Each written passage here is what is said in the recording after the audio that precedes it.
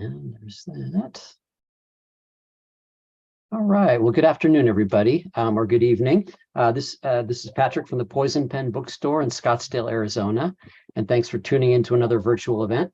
It is our pleasure to have Gigi Pandian with us today. She's going to be talking about her brand new book, The Raven Thief, and Gigi has kindly signed a batch of books for us. I'll go ahead and put a link if you'd like to purchase one in the comments field. And if you have questions for Gigi, go ahead and put them in, and Barbara will bring me back on screen towards the end of the hour.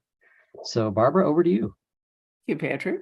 This is really fun. I was so glad that I had a chance to meet Gigi in person at Left Coast Crime in Tucson, which is, something I used to think was just ordinary, but now it's harder work. And got to hear a great discussion about her books and why she writes them, which we'll get into. But let me introduce her, since we haven't actually done a virtual event together, have we, Gigi? No, we haven't. Yeah. I think so. All right. I've done one with the store, but not with you directly. So this is great. Well, I'm delighted. Well, let me just say a few words about Gigi, just kind of fill you all in if you're watching for the first time. So she is the USA Today best-selling, and unfortunately that's going away because the USA Today bestseller list has been canceled. But meanwhile, the USA Today best-selling and multiple award-winning author of the J.A. Jones Treasure Hunt mysteries, the Accidental Alchemist mysteries, and several locked room mystery short stories. And we're going to get into what a locked room mystery is. Her works have won her the Agatha, Anthony, Lefty, and Derringer Awards. The Derringer Award is one you don't hear of that often, but it's for short stories, isn't it? Yep. So it's really cool for people who are adept enough to write short fiction, which is actually not in everybody's wheelhouse. And many novelists have found that trying to write short stories is tough. But obviously your mind works that way. And her debut novel was awarded the Malice Domestic grant. Now, you might want to explain that. That's a deal that Malice Domestic has with St. Martin's Press, if I remember correctly. Actually, it's not. It's a different Malice Domestic one. It's not the one that leads to a book coming out. It's the one that is a grant for unpublished mystery writers. Based on, I forget, it was so many years ago now, I forget if it was 50 or 100 pages of our work in progress. So I won their grant when I was unpublished and had just finished working on a draft and was so excited to have finished something. I sent it in, and winning their grant that year was the first thing that got me to take my writing seriously, to think, oh, maybe this should be more than a hobby, because they foster the next generation of traditional mystery writers. So like in the tradition of Agatha Christie, which is the style I like to think I write in. So that was great. Well, more like John Dixon Carr lately. Oh, yes, but yes. That's true. Yeah. Well, actually, Minotaur Books, which is a division of St. Martin's Press devoted to crime fiction, does have a grant that leads to a publishing contract for a new writer. It's called what? Best Traditional Mystery, Best Cozy Mystery, something along those lines. I think it's Best Traditional, but yeah, they have. I think it is too. And then they also have won a Tony Hillerman Prize. And we have a local author named Christina Estes, who is very excited to be the upcoming Tony Hillerman Prize author. And we've launched several because, Southwest, that's our thing. Hillerman Prize winners. So I think it's great that there are publisher and convention sponsored opportunities for authors, financial and otherwise. That's wonderful. Yeah, and I'm really looking forward to reading Christina's book. She and I share an editor at Minotaur Books, but I haven't read an advanced copy of her book yet, but I'm eager to read her book. I edited a very early draft, but I'm sure I've gone through so many revisions by now that I may not quite recognize it.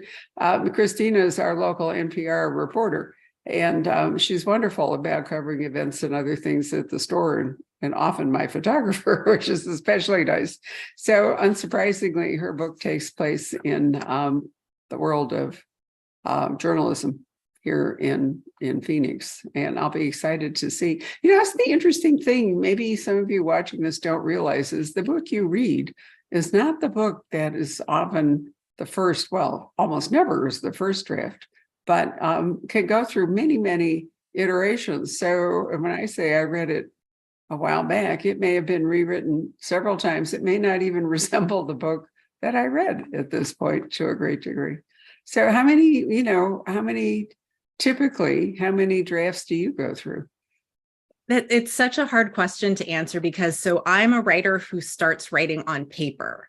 And so even before I go to the computer, I fill at least one paper notebook with the rough sketch outline of a book, and so much character development and figuring out the plot and just random stretches of dialogue, really getting to know the characters. So when I move from paper to the computer, that's kind of like my first draft of editing, but it's also a first messy draft on the computer. And then I'll set it aside, send it to critique partners, go back to another notebook, working things out. But so like you said, the draft, my critique partners who read that early draft, they're not even going to recognize the final draft, even though they were instrumental in getting there. It's so many iterations to get to the final product, especially in mystery.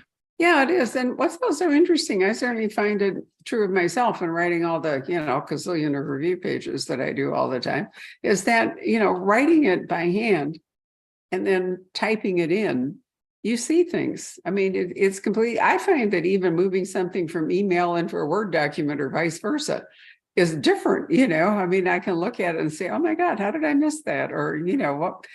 So I think the more you can do that, I like your idea of writing it originally by hand and then putting it into a document. And the good news is that you can at least move things around once you type it in.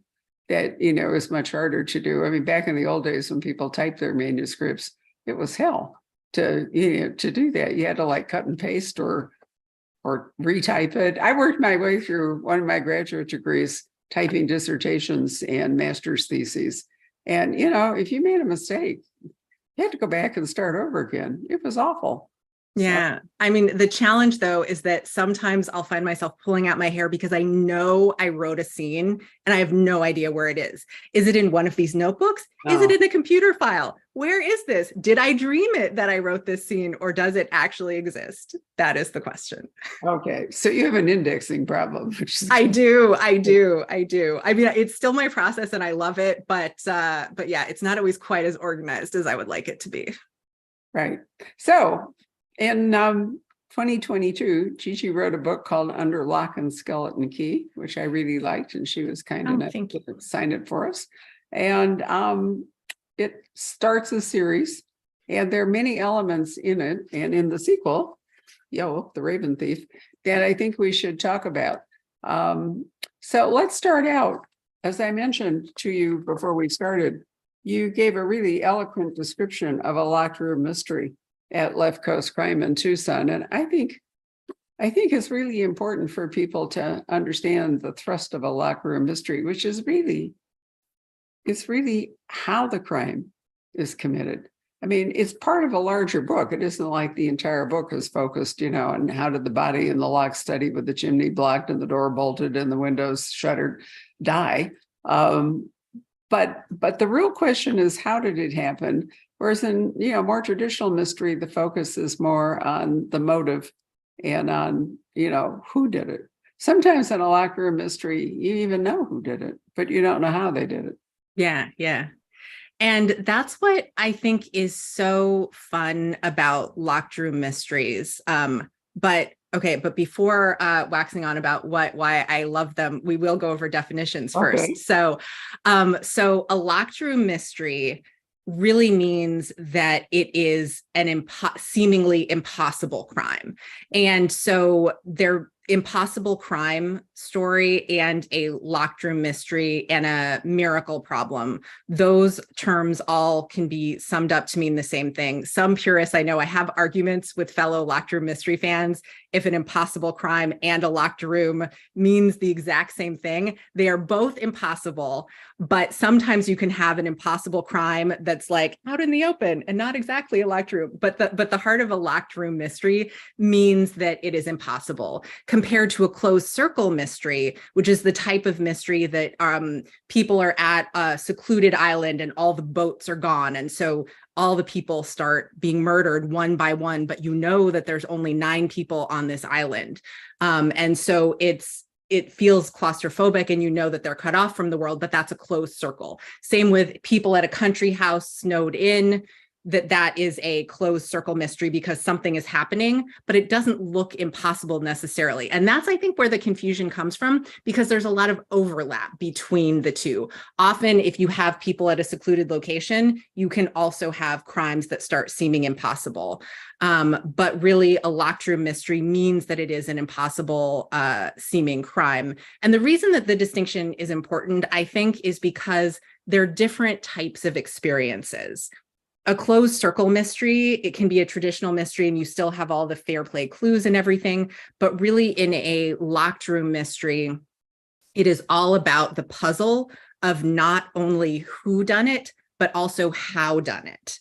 And so it's such a fun puzzle because you have that added layer of not just who, but also how. And so it really is this open, ongoing question as you're solving the mystery. So if you're someone who loves puzzle plot, fair play mysteries, then locked room mysteries are such fun because you are trying to figure out how on earth the crime was committed. I think where some of the confusion comes in is in Agatha Christie's book, And Then There Were None, which is basically a closed circle mystery with I can't remember how many people, on an island with no way on or off it. And then they die one by one and eventually all. And then it appears to be an impossible crime because there's no perpetrator. But then you discover, I won't give it away, that there actually was one. And I think that's why people often describe, that kind of island, like Alice Feeney's most recent book, for example, Daisy Darker is again like that. And Christie, I don't want to say she cheated because that's not true, but I mean, she wrote the first unreliable narrator book too in The Murder of Roger Ackroyd. So she's a real pioneer in interesting plots and left a legacy for other writers to follow. But I do think it's And Then There Were None that has led to that confusion. Yeah, and I would consider And Then There Were None both closed circle and locked room because of that impossible thing. So that really is, I think that you're right, that one, because it has both overlapping so seamlessly, that really, that took off. I think so. I think, you mentioned it, John Dixon Carr was an exponent in the golden age of, he was an American who moved to England, if I remember this right. Yep. And he loved the locked room puzzle. And he wrote many books in which he devised them. And of course, you have to, before you can do that, you have to figure out how the crime was accomplished. So, you can't be a pantser and write a locked room mystery, at least not the locked room part of it. You do have to know what's, how it's going to resolve when you get into it. And I've noticed that there are some other authors who gave it a try once. Reginald Hill wrote one once, the name of which I can't remember. He was a marvelous British writer and loved different forms and so forth. And I do recall there was a genuine locked room mystery in one of his novels, which was fun, but he didn't do it again because I suspect it was hard work. So what draws you to them? So you brought up John Dixon Carr, and he was the author who inspired me to write locked room mysteries because I fell in love with his novels when I was a teenager, and also his short stories because locked room mysteries lend themselves wonderfully to the short form of mystery fiction. And the thing that really got me about his books and stories was not exactly the fact that it was a locked room puzzle, because for me, the puzzle isn't enough. If I only wanted a puzzle, I would do a crossword puzzle or another logic game, which are fun, but only fun to a certain degree for me. But what really elevates locked room mysteries like the ones by John Dixon Carr is that because the mystery is seemingly impossible, it looks like it is that only something supernatural could have committed the crime. And therefore, those stories lend themselves so beautifully to being a Gothic ghost story in addition to a puzzle mystery. And I was also discovering, at the same time that I discovered John Dixon Carr, I was falling in love with Elizabeth Peters' books and also her Barbara Michaels books, which were Gothic. And even the Elizabeth Peters books have all of these, elements that, like knights and, that are like armor that's coming to life in these old Gothic castles and things. So I just like love that element of the spooky adventure, so that you can have a puzzling mystery, but you can also have this grand Gothic adventure at the same time. And that's what I find lacking in some locked room mysteries, that if it's only about the puzzle at the expense of the characters and at the expense of creating a real living setting, if you're only about the mechanics of it, then right. I would prefer that someone just go write brilliant crossword puzzles as opposed to having something that is a novel. And so John Dixon Carr really did it all. He had these larger than life characters, these settings where it looks like a ghost or a curse or something. And so that in my Secret Staircase mysteries, I have a supposed family curse that is woven through the books. And so there are logical explanations to all of these books. It's not a spoiler to say that, because they are true locked room mysteries. Right. But I love weaving through that question, what if, could this be a real curse that is causing these things to happen? Well, I mean, there's a lot of Poe in it, the Cask of Amontillado, for example, and all. And even though those weren't impossible crimes, they were really scary. I mean, I think that's a really horrible story if you think about it, being walled up like that. Oh, right.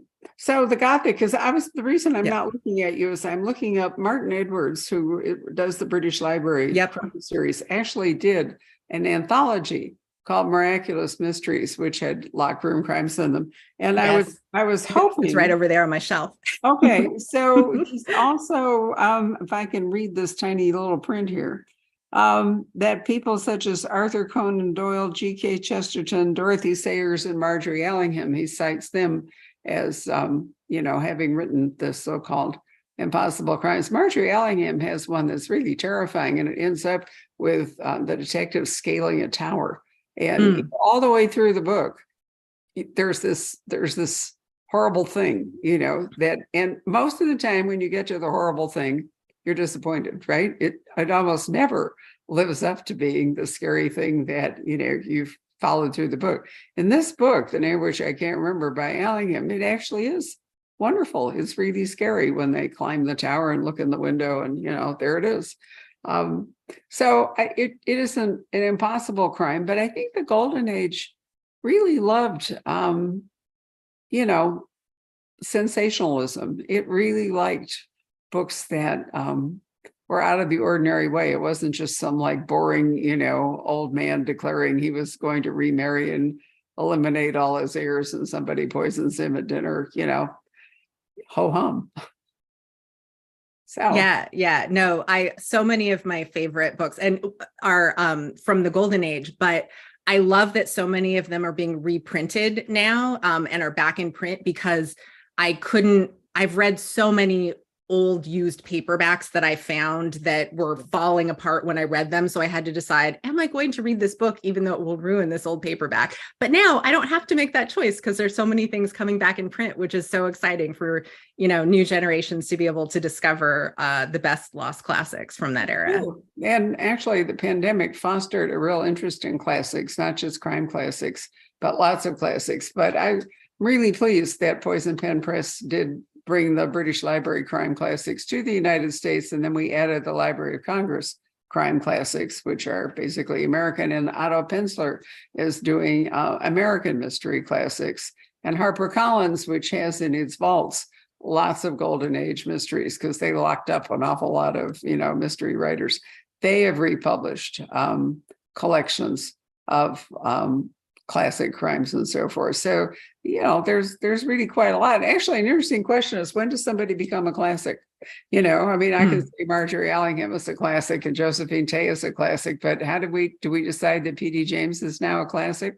It's an interesting question. It's sort of like the same question is, where do you draw the line now with historical mystery? You were at Left Cross Crime with Laurie R. King, who's Back to the Garden, is set in the 1970s. And I realized that when I started the Poison Pen in 1989, the 1920s was roughly 50 years back. And that was what we considered historical mystery, maybe nudging into the 30s. Now, in 1923, I realized that Laurie's book is 50 years ago. And so the line for historical fiction has moved up. Which I think is, I mean, that's one of the great things about crime fiction. It's mutable. It constantly does things. So other elements that you like to include in your books, you also gave a very moving discussion about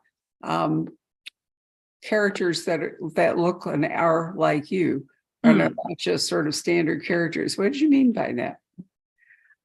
So my dad, it was born and raised in the southern tip of India and came to the United States when he was 30 years old.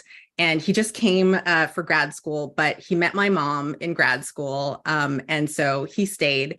And so I grew up in a multicultural household and in Southern California. And so our neighborhood was diverse, and I come from a multicultural family. And when I was young, I devoured mystery fiction. I loved it all. And it's one of those things where you never are aware of what you're missing at a time when you don't see something. And so as I got older, I realized that I never saw characters who reflected me and my family in fiction.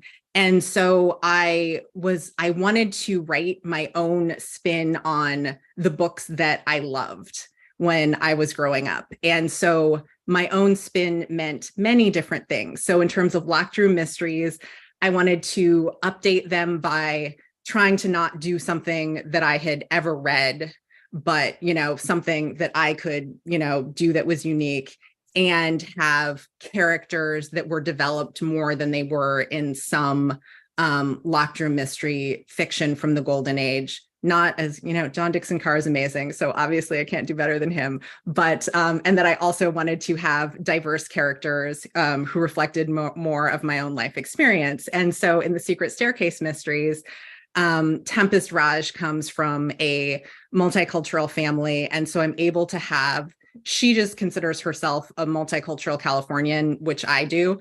But there's different characters that are in her life. Her dad and her grandparents and her friends are just representative of people that, not based on specific people, except for her grandpa Ash, who's Tamil, and immigrated to Scotland and then the United States. I will admit he is based on my dad, because my dad is the kind of guy who will, if he meets you at a bus stop within 5 minutes, he will know your entire life story and will have invited you home for dinner and cook you this huge spread of food. And so Tempest's grandfather, I get to have all of this food from different cultures, and her grandfather always feeding everyone at Fiddler's Folly, which is the quirky architectural house that the extended family lives in. So I had so much fun just playing with being able to have, different cultural traditions and food bringing everybody together as a layer to the background of the story. Well, food is certainly important in your books, and actually it can make you quite hungry while you're reading them, but I really enjoyed that. But another feature, I think the Secret Staircase is a wonderful series title. It just evokes so many different reactions and emotions, but to make that work, you have to have architecture. So what is it that the family, what business is it they're engaged in? Yeah, so Secret Staircase Construction builds architectural misdirection into houses. They are a home renovation company that their specialty is sliding bookcases, hidden rooms, anything that really brings magic into people's homes through different interior architectural elements. And I loved creating this as the family business for Tempest family for two reasons.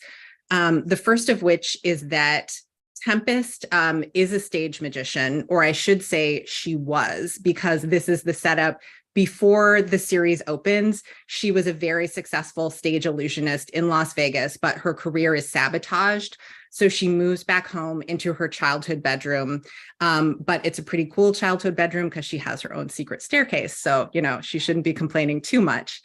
But stage magicians were much more common mystery fiction characters in the golden age of detective fiction than they are now, because of that parallel that magicians create misdirection. So they are perfect characters to see through seemingly impossible crimes.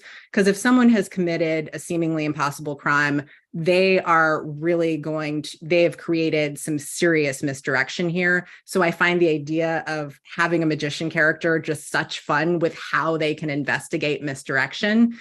So this home renovation company, I feel like, to me, they create architectural misdirection. So like a fireplace that, just looks like a generic fireplace, but, you hit a brick and, something magical happens there. So that idea was just such fun to me, and the parallels between what's happening in the plot. But then also, when I was a kid, being an architect was the first job that I ever wanted. Like when I was little, I was not a kid who played with dolls. I was a kid who built things everywhere. But, life never goes as planned. So I didn't end up becoming an architect. But that's the cool thing about fiction, is that we can do all these things that were the paths not taken. I can live vicariously in my fiction now. That's a wonderful thought. So I tend to think of them as illusionists, because a locked room mystery is somebody has created an illusion. And I think that there was a huge thing after the First World War, and a rise of spiritualism and illusionism. I mean, in California, I can't remember the name of that woman that had that enormous following, and she apparently disappeared into the Pacific Ocean and came back, but it was in the 1920s in Los Angeles. And, people were so... Thank you, M.A. Simple McPherson. Patrick always saves me with the chat function. Thank you, Patrick. Exactly. And I think part of that was a reaction to the horrors of the First World War, that people wanted to have these, comfort illusions, whatever you want. But anyway, illusionists do make wonderful characters in locked room mysteries. But if you think about it, the secret staircase thing has a long tradition. I mean, you can think about priest holes, you can think about, I'm trying to remember, there was a name for, doors and walls in like French chateaus, so that the doors didn't actually show, but it was for the servants, to move in and out of. There were secret staircases, there were secret passages, there were smugglers doing underground passages, there were passages in the walls of the castles, all the rest of it. So, it's harder in modern architecture. I mean, you're not building a castle. So, you don't have as much room, you don't have the stonework and all the rest of it to create all this. But don't you think, I mean, even tree houses have been fun for, illusionists and sort of secret things. So I love the modern spin on what's really a very old thing, which is hidden features in a residence, where people can, they can do a lot of things. They can do sinister things. They can just do mundane things, everybody. No, I'm really having so much fun, because I really, when I started writing the series, I feel like I'm paying homage to my favorite books that I read when I was younger. So in terms of all of those Gothic novels where you do have a castle with this secret passageway and things, that I can bring that into the modern world and give some magic there. Well, you can, but even Greg Hurwitz in the Orphan X books, in his fabulous apartment, Orphan, has a shower, and behind the shower is, his safe room, or his, room with all his fascinating stuff in it. So he has a hidden room right there in his very modern apartment. The question I've always wondered is, it used to be oftentimes that when that kind of thing was created, like let's say the pyramid, where there's the chamber for they killed the people who built it so that they couldn't, then rat it out. And I'm not sure how Evan, what did he do? Did he kill the people that, built the secret room so it would remain secret? Because if there's somebody loose, who can tell. So my guess is that he probably had different people do different things, so nobody had all the information. So yeah. there But they knew he was there. Oh yeah, no, that's true. That's right. true. So in your case, you handled that by having the Secret Staircase construction company. So, there are people with different skills who come together to build these rooms. And it's not really intended to be the sort of thing that Evan builds, is it? No, it's not a safe room. And so they're like a fun hidden thing. Yeah. And so one of the things that I have, like Tempa's dad always insists on, that there be a non-secret exit to the room. So even though to get in, you might have to do something cool, but to get out, as a safety measure, there's just a way to get out. So, the voice of reason, so it's not all magical fun. It's also up to building code and being safe for, modern Does the age. state of California have to come and inspect? They probably do. See how it all works out. I can't believe what we went through to install a generator after California's awful experience, with fires and power going out. We decided that we would have a generator, and I'm telling you, it was worse than building a house. No, I know. We looked into building code stuff because another wish fulfillment thing is because I'm in the Bay Area in California. So it's a very small house, so not room for any secret rooms. But we did look into if I could build like a writing office in the backyard, and it was just going to be such like a headache figuring everything out. So instead, I have this nice little room with bay windows that I made into my study here now that my husband and I are both working from home. So we had to make it work. So I have my bookcases and my bay window. So I'm all set for my writing studio in the house. Nice. I have at least 3 British authors when I Zoom with them. They're in their, what they call their garden shed, which I assume is their way of getting around code. Is that they just have created an office back in the shed, presumably where the garden tools and all the rest of it are supposed to be. Yeah. So not a secret room. All right. So we've talked about the fact that you have introduced multicultural characters and a strong sense of community. You have wonderful food. You have this terrific architecture stuff. Do you have like a little touch of magic in it? Or, how do you thread the needle between the mundane and the magic to kind of make it extra special? I try as much as I can to emulate that, evoke that feeling that from the John Dickson Carr books, where you do, even though you 100% know in a John Dickson Carr book, you're gonna get the rational explanation, but you still get swept up in this feeling that it looks like there is this, that it has to be a ghost. How else did someone get through this brick wall and all of these things? And one thing that I need to figure out where this even came from, but the idea was floated that the Secret Staircase mysteries are like Scooby-Doo for adults, which I am embracing because I was a huge Scooby-Doo fan. And I love that because it looks like a ghost, but then you unmask the ghost at the end and it is a rational explanation. So obviously it's the adult version, but I really want to do what Secret Staircase, the Secret Staircase construction crew is doing, and bring magic into adults' lives.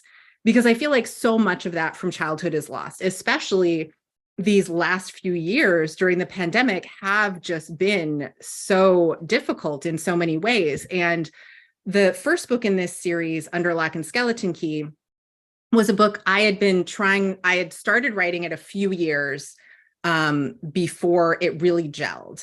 But it was only in the spring of 2020 that I really realized how to bring the story together, like how to bring the family and the magic and everything together. And it was right when the pandemic was starting, and, nobody, the world was just like, I wanted my comfort reading, and I was going on long walks in the hills above my house and, just thinking about everything. And the fictional small town I invented for the series is Hidden Creek, California. And that's because I discovered in the hills above my house, there is a hidden creek, which I've lived here for so many years. And I never knew about this hidden creek in the hills that runs through the hillside here. And so I made a fictional version of my town where there's actually room for houses to be a little bit bigger and to have some room to make these secret rooms, unlike my real Bay Area neighborhood. But I wanted to bring that spirit of magic and that sense of wonder that Tempest really, she became a stage illusionist because she wants to bring people that joy and that sense of wonder that they experienced as kids. And in a way, that's what her parents who founded Secret Staircase Construction did. And that's really what I want to do through these books, to bring back that sense of wonder we got when we were kids watching Scooby-Doo and reading Nancy Drew before, life got too heavy and, too much wild stuff going on around us, that you can escape for a few hours, getting that sense of wonder and that sense of magic there. So even if there's a rational explanation, maybe you can just wonder, is everything really explained or is there something happening? So it's just fun. It is fun. I'm sure during the pandemic, many of us wish that the Secret Staircase Construction Company was a real thing. But there's one more element that I think makes these books really delightful. And there's a bookish element in here. There is a love of mystery. And so in this new book, Tempest, who is now officially a part of the team, they are creating a classic mystery novel themed home interior. Their client is ready to celebrate her new life without her cheating ex-husband, mystery author Corbin Colt. Wow. So you give yourself room to actually talk about mysteries that you like, mystery authors that you like. So that's yet another element in the, sort of whole universe here of this book. You must have had a great time with that. Yeah, it's so fun. The reason I need so many wonderful critique partners is they have to pull me back from my info dumps because I could write hundreds of pages just about my favorite mystery novels and my favorite authors, but obviously that has to just be a small thread in a book so that it doesn't slow down the action. But so what I do instead is that the backstory of Tempest and her childhood best friend, Ivy, is that they bonded as kids reading mysteries for kids.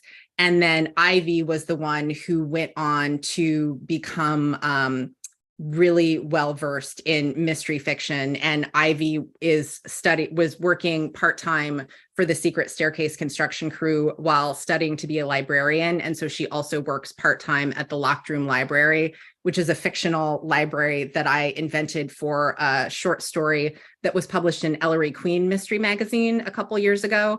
But it was such fun that I had to add it to this series because it's a fictional private library that specializes in the golden age of detective fiction, especially locked room mysteries. And they have a train car in the library that's, modeled on Murder on the Orient Express and a raven and all sorts of, different nods to mystery authors in the library. And so Ivy it's one of the meeting spots in the book to go to the Locked Room Library and use classic mystery fiction as inspiration for how to solve that mystery. So that's something that's like a little, the conversation when the friends come together to discuss what are we missing? And then let's use classic mystery fiction to figure out ideas for what we might be missing in what's happening in our own lives. So it is fun because I've gotten to reread lots of my favorite books because I'm like, I know there's something in here that'll be fun to reference. And so in The Raven Thief, it's actually some Japanese mysteries, the Hankaku and Shin Hankaku mysteries. And I'm sorry if I'm mispronouncing that. I totally might be mispronouncing that, but I love the logic puzzle Japanese mysteries.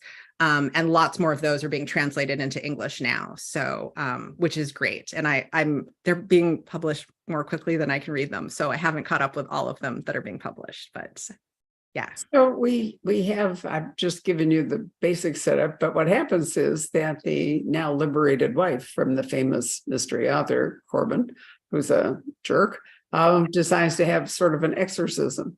And so people gather. And it's going to be kind of a seance with a circle of clasped hands. And nobody broke the circle, but somehow or other, somebody dies, right? Yeah. Or disappears. I can't remember which, to be perfectly honest. Which one is it? Somebody dies. A dead body appears in the center of the seance table, even though nobody has broken hands. and the whole room was sealed as well. And they had just done a whole tour of the whole room. So he wasn't there in the room, and nobody's broken hands. And he was just seen like 100 miles away, just moments earlier. So I have multiple impossibilities. So. Yes, you do. Right. And there's even one more in there too, but I won't go into the other one. Yes. We don't want to do that. But it's all in the first 50, it's all in the setup though. So it's not a spoiler that it is this impossible murder at the seance. But yes. Well, no, it has to be, because we've already talked about it. Yes. It's going to be. But what I think is so much fun is, that you've got these, as you say, you wanted to update the locked room mystery. You wanted to have a richness of character, which sometimes they didn't. You wanted to have, people like you, a multicultural family involved. You wanted to be able to bring in mystery authors and all the rest of it. And I think it's great. And you don't clutter up the book, which I think is hard when you're talking about so many different things. Harlan and I had a discussion, Harlan Coben and I had a really interesting discussion earlier today about if you have too many ideas. He says if he has a fault, it's that he has too many, plot elements and so forth. And I don't know that anybody's going to fault Harlan for anything, but obviously he's aware that if you take a bunch of ideas and, you kind of stick them all together, that it can get out of hand. And so you have to be very disciplined about what you're going to include and what you're not. He said he has a file, I love this, called Spare. And he finds, I have that. You okay? Sets it aside, and so far has not gone back to it. I did not ask him, but I regret that now, to whether he's ever taken something in Spare from one book and worked it into another book, because it fit there. We didn't get to that part of the discussion. So what do you do with your Spare file? Well, I'm guilty of the same thing. I put it there and I don't know that I've ever come back to it. But what I have done that is the reason that the series finally gelled is that when I first started working on Tempest Story as a novel, I thought I was writing a standalone because what I was doing felt bigger than what I had done with previous books. But I put everything into one book. And I was so excited about all these ideas, and I sent it to my agent, and who was wonderful. Like, I love my agent dearly. And she read it and she got back to me and she's like, this needs a lot of work. Because she was and she gave me wonderful notes about trying to help figure out how to make it work, but I just didn't know how to do it. And so I set it aside. And then when the pandemic happened and I really figured out how to tell the story, I realized it is because this is not a standalone, this is a series. Because this way I don't have to talk about all of the things in one book. I can talk about fun elements to a little bit, enough that it's fun for the reader, but then I can explore it even more as the series goes on. And I'm just working on wrapping up the last revisions on the third book in the series now. But yeah, so for this series, I have that first standalone. Lots of the elements from there made their way into these books. But as opposed to things that I've cut from this book, I probably have about 10,000 words, a folder that save this for later. I've never gone back to that. I didn't go back to that for the third book in the series, but well, you never know. I mean, no, I have it. I still have it. So right. I could. But I agree with you. I think there's such a richness of elements and material here that to do it as a standalone would be a mistake. Of course, you also have to have a publisher who agrees with you. That would be a good idea. I've been very lucky.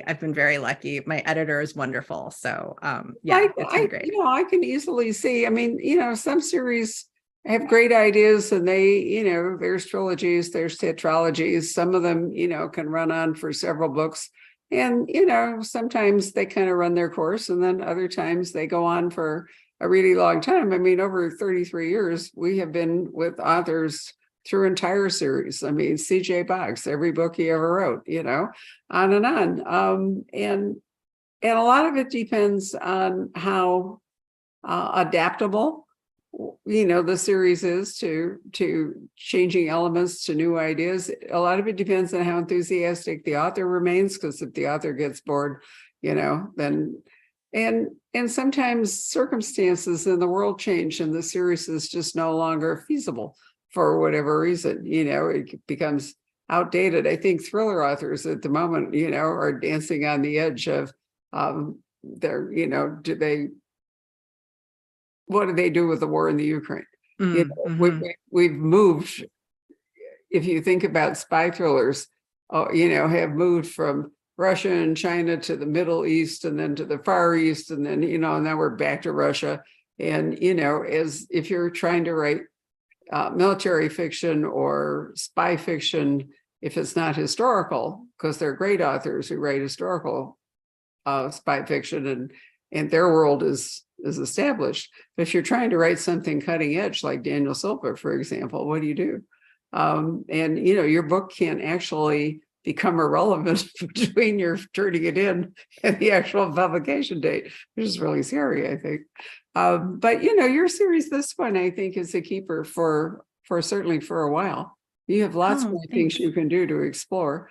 And they don't have to stay in one small town in California either. I mean, if the Secret Staircase company does well, they can certainly, take their trade to more urban environment. I mean, San Francisco seems to me is in desperate need of all kinds of things at the moment. It's a city that has many problems, and maybe conceivably.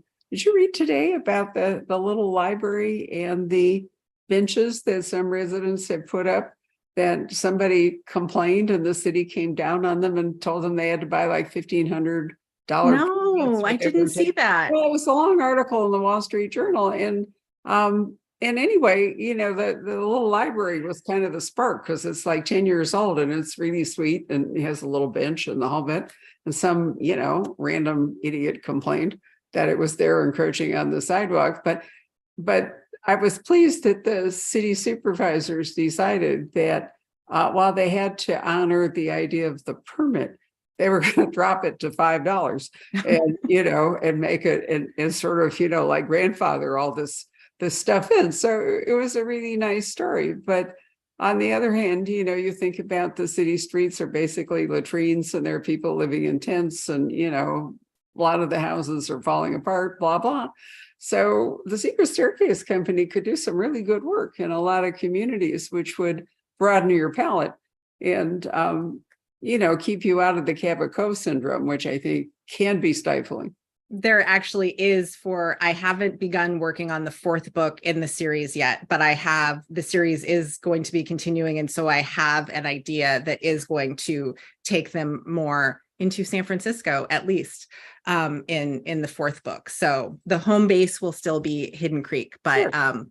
but I'm having fun. I have my notebook I haven't started writing that one yet. I have to finish book 3 first, but I have the notebook of ideas for book 4, and I'm still working on the challenges. I know the puzzle I want to create, like the magic trick that makes the locked room puzzle work. And I'm almost there with it. Like this is why, even though I've written so many short stories, I feel like I'm a very slow short story writer, because I have to get that idea right first before I can write something. And so since this series is all locked room puzzles, I have to get that puzzle right. And so even if I know nothing else about the story and can just discover it as I go, like you said, the puzzle has to work. Yeah, you can't wing it. I mean, if the puzzle doesn't work, you can't really write yourself out of that corner. So you need to have it, and then the rest of it can kind of grow around it. So Patrick, come and join us and see if we have any. Oh, wow. We've been chatting for a while. That went so quickly. It flies right by, right? Well, our friend Christina Estes, I think her ears were burning. Hi, Christina. We said nice things about you. Yeah. She's great. She would like to know, question for Gigi, what is your favorite part of the writing process?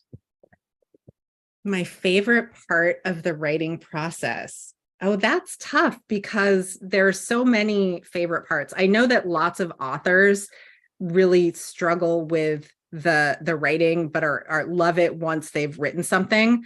But as long as I haven't written myself into a horrible deadline, I love just being able to sit in. My desk is set up with this wonderful window in front of me. I would love it to be a rainy day and just sit there writing all of my ideas on paper. So I think that the moment where you're just getting to explore ideas of writing before I have to make those things good, when I can just think of the fun and the excitement of figuring out what the story is. So I'm going to say that ties with connecting with other book lovers, because if I was writing in a vacuum, then that would be nice, but not enough. And so when I get to, like, come and talk with Barbara tonight, about all of these books that we love, like, that gives me the energy to, I know that I have some revisions that I have to look over in the morning, but I'm going to get up and be like, that was just so fun to talk about this. And now I have to make sure that I get these revisions right. Well, she says, as a follow-up, she says, you're ridiculously efficient and dedicated and focused about your writing schedule. What's the most challenging for you? I do actually, I get up early in the morning. And so I've figured I would love to get up with the sunrise, but I've gotten myself one of those little alarm clock buzzer, not buzzer, like that vibrates on your wrist, because I don't want to be woken up by a horrible noise. And so it just is like someone shaking your wrist. So I do that to get up early. But once I'm awake, I love being up early, but I just have to get up. Let's see. Well, we have a couple of people that are chiming in about Scooby-Doo. I know. It was such an interesting, strange show, wasn't it? I mean, there was a lot of kind of late 60s druggy subtext to it, if you wanted to find it, and then there were the funny episodes where they would have, like, Phyllis Diller would be the guest. Remember that? Davy Jones one with the frog monster. That one was the best. The frog monster song. I've been looking for it everywhere to try to find it. So if anybody knows where I can watch that, let me know, because I've looked and I can't find it. I would love to watch that again. And then Scrappy Doo, some of those episodes. Oh, no Scrappy. No Scrappy. No. You've got to draw the line somewhere, right? Yeah, no Scrappy. Let's see here. Yeah. Okay, what else do we have here, folks? When is the next Jaya Jones book coming out? You've kind of established that.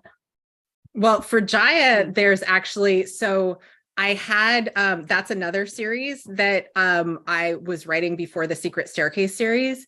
And I had a book research travel plans for the spring of 2020. So that obviously didn't happen. So Jaya's paused for now. And so I don't feel like I'm done with her, but I had to change gears when that research trip was canceled, but stay tuned. She's temporarily on ice. Yes. Well, but now that you signed a contract for the Secret Staircase, you have to honor that. And but I believe in magic, though. So remember, I can invent magical additional hours in the day to do it all. So love it. What a good idea. Yeah. Well, this is great. Robin Bursell, our good friend, is hey, Robin. Hi, Robin. And she would like to know, is it possible to read these books out of order? Is it a big consideration there? Well, there's only two, so it's, you can read The Raven Thief first, but I think that Under Lock and Skeleton Key, which just came out in paperback recently, I would start there. I mean, the mysteries are complete, but I think you miss some of the backstory of the characters, and so with only two books, I would recommend that you start with the first one. Makes sense. Let's see. Let's jump over to YouTube here. Oh yeah, any TV or film option or interest so far? There is nothing that is official that I can talk about, but I am hopeful that there will be something. And I'm sorry for the completely vague answer. Well, that's the way those deals go. But I think actually this series really cries out for something, even maybe the Hallmark Channel. Never know, right? Yeah, that would be exciting. I mean, I would love to. I think I can see it so visually, so many of the elements that would be fun. I think so too. I mean, I think actually, constructing all the construction company work alone would be fabulous. But then, the food parts would also be wonderful. People love food shows, and be able to put together these wonderful feasts and so forth, I think would really lend itself to television. In the backyard treehouse deck where everybody gathers. Yeah, very nice. Plus casting would be fun. Definitely. So who do you like to read, Gigi? So I've mentioned already two of my favorites, Elizabeth Peters and John Dixon Carr.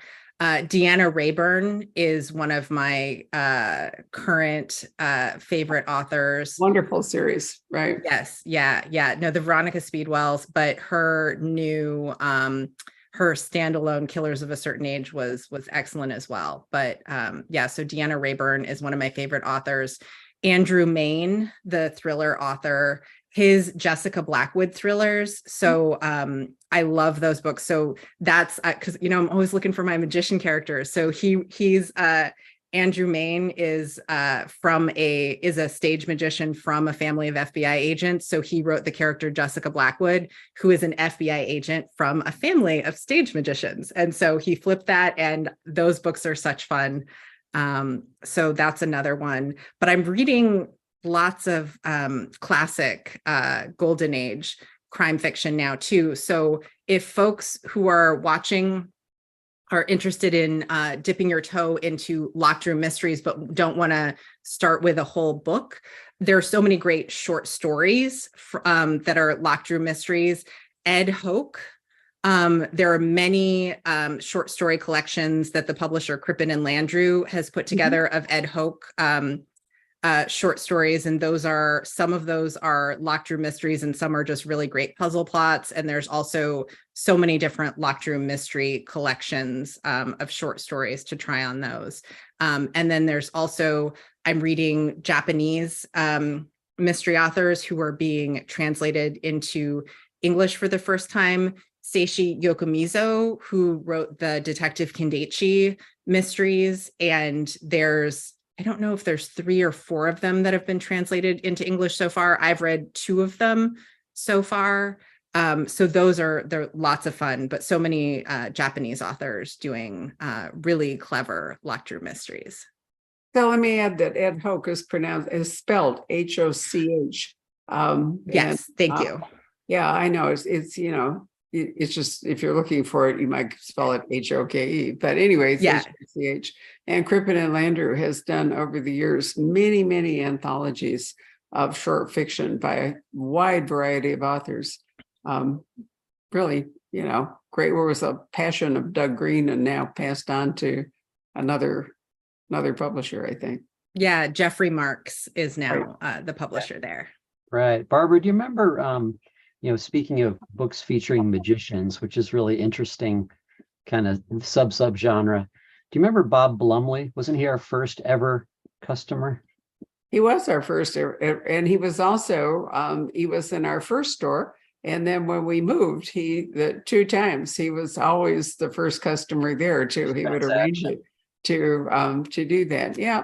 Sadly, he moved away, and I think he died eventually, but he was a lawyer here in Phoenix, and he had a real passion for crime. Magic. He was an amateur magician, I remember. Yeah. And he was always looking for mysteries dealing with magic. He was. Ellie Griffiths has a series set in Brighton with magicians. It's not her main Ruth Galloway, and now she's doing some other work. I'm going to be talking to Ellie on April 25th, I think it is. But anyway, she's written a series about, and I think it's in the 1950s, with kind of a music hall musician kind of thing. Something. Those are really fun. And isn't the 39 Steps? Isn't there an illusionist in the 39 Steps, the John Buchan crime novel? I mean, I think so. I mean, it's one of those great classic, escape novels. But I'm pretty sure that there's a big finale in a, British music hall thing, and I think there's a magician involved. I haven't read it for years. It's a wonderful movie with Robert Donat. Yeah. Okay. I need to go back to that. But magic it's such fun. I did. I'm not really a magician. I just, play with it on stage, but I love that one of my magician friends, when I did a book tour a few years ago, we did a mentalism act together that when I was in my Southern California events where he lived, we did a mentalism act of the first 10 minutes of the event. And so that was such fun to be able to be a magician on stage then. So, yeah. You must have loved that. There's even a TV show called The Mentalist, if I remember right. Oh, yes, yes. And then there was also in the 70s, The Magician with Bill Bixby. Right. So there you on the noir side, there's Nightmare Alley, which is a classic by William Lindsay Gresham. They've actually done a pretty decent film adaptation of it recently. Oh, Yeah. Yeah, no, it's I great. should look that up. Yeah. Nightmare Alley. So I want to say, Gigi, that, there are sometimes with writers, you have to practice your craft and mature a while before you can get to something, different. I always remind people that Rex Stout wrote some ungodly number of mysteries before he ever thought up Neurowolf. I think it was 49 books before he wrote his first Neurowolf book. Wow. To check, but a long time. And I do think, you've written these other series, but I think that, and working on developing, as a writer, it brought you to the place where you could do something more complex, like the Secret Staircase mysteries. And, it's wonderful. Well, thank you so much. And let me remind you all that we do have autographed copies of The Raven Thief.